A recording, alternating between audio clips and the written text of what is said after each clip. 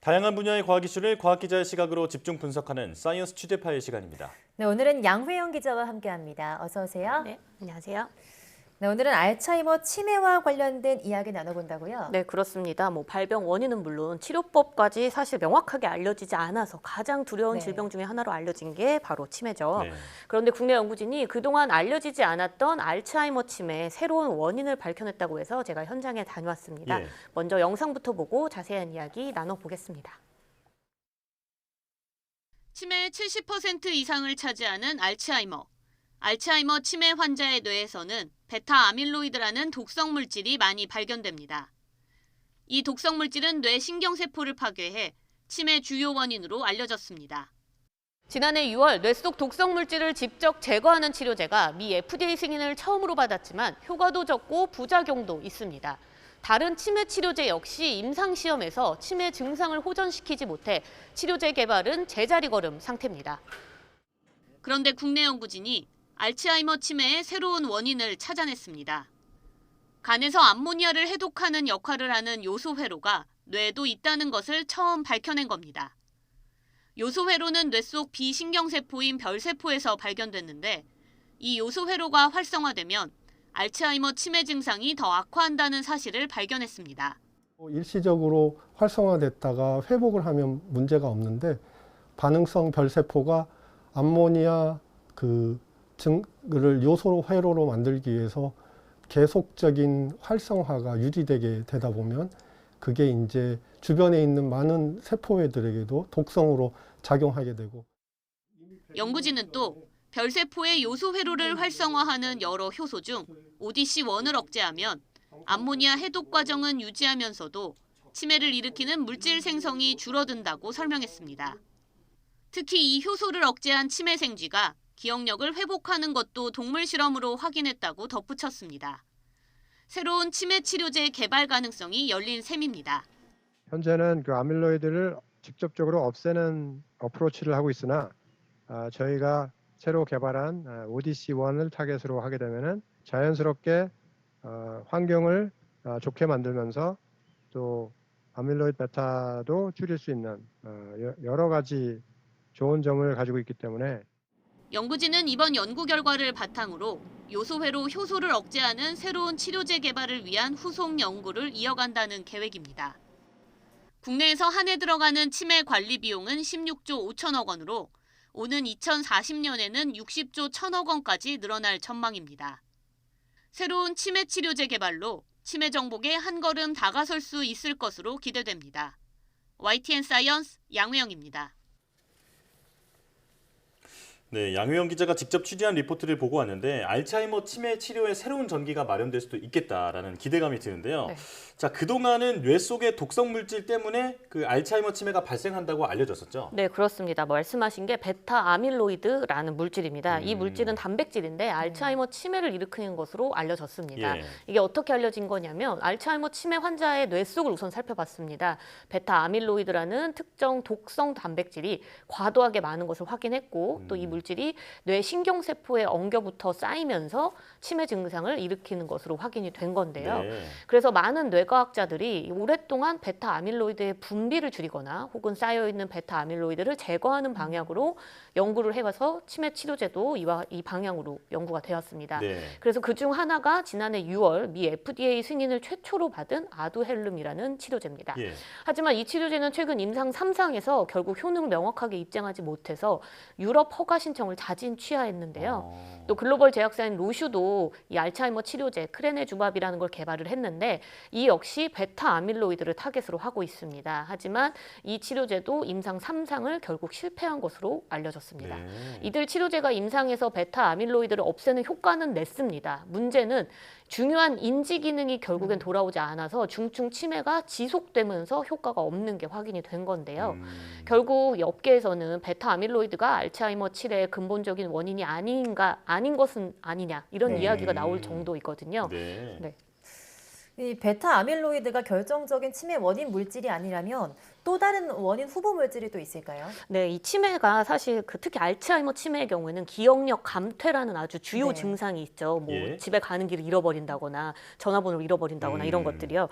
이런 기억력 감퇴를 일으키는 물질이 억제성 신경 전달 물질 가바입니다. 네. 이 베타 아밀로이드와 달리 기억 감퇴라는 증상에 관련된 물질인 이 가바라는 물질을 타겟으로 한 새로운 연구들이 최근 늘고 있는데요. 예.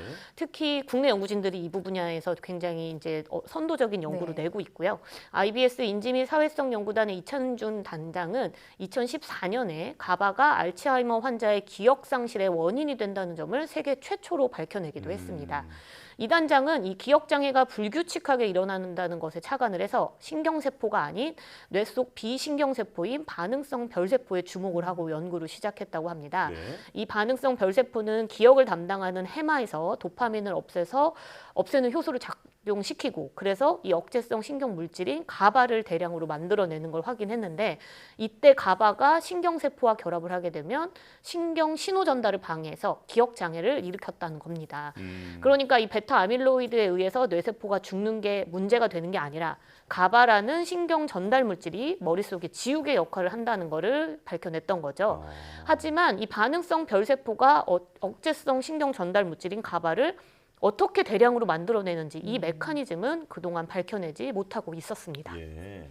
그렇다면 이번 연구는 그 가바라는 물질이 왜 이렇게 많이 생성되는지를 밝혀내다가 알츠하이머 치매의 또 다른 원인을 찾아냈다는 건가요? 네, 그렇습니다. 연구진이 가바가 많이 생성되는 원인을 찾기 위해서 이 연구를 진행을 하던 중에 이 베타 아밀로이드가 뇌 속에 많아지면 암모니아가 발생된다는 사실을 찾았습니다. 네. 그래서 혹시 뇌에도 간처럼 암모니아를 요소로 분해하는 요소 회로가 있지 않을까라는 가설을 세우고 연구를 시작했는데요. 예. 실제로 실험을 통해 반응성 별세포에 요소 회로가 있다는 사실을 최초로 확인한 겁니다.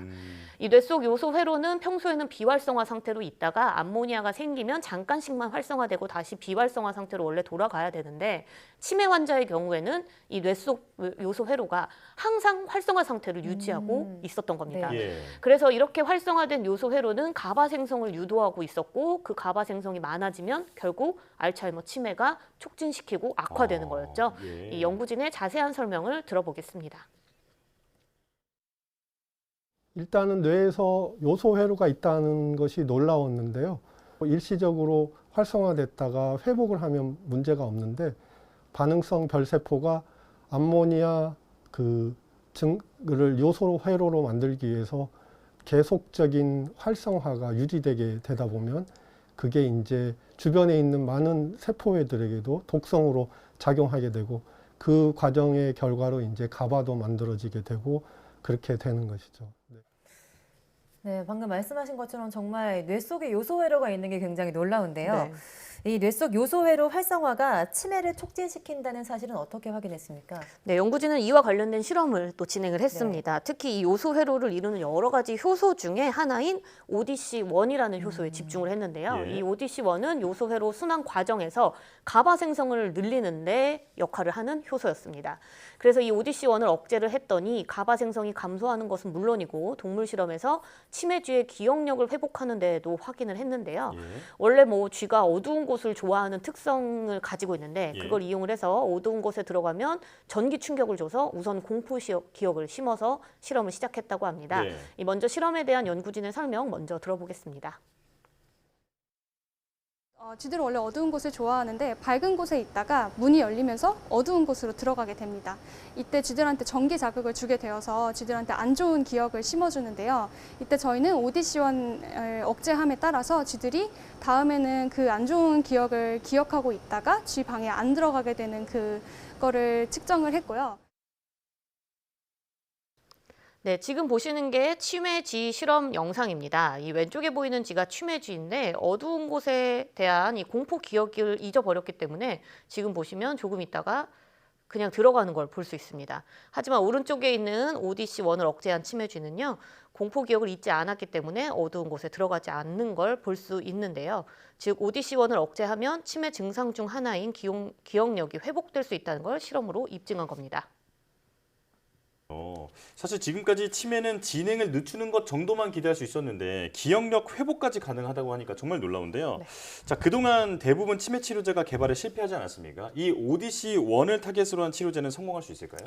네, 우선 뭐 연구진도 그 부분은 당연히 기대를 하고 있습니다. 아직은 뭐 아주 기초 단계에서 찾아낸 거기 때문에 확답할 수는 없는데 네. 지금까지 알려지지 않았던 별세포의 역할에 이제 주목을 했기 때문에 뇌 속 요소 회로의 존재도 찾을 수 있었고요.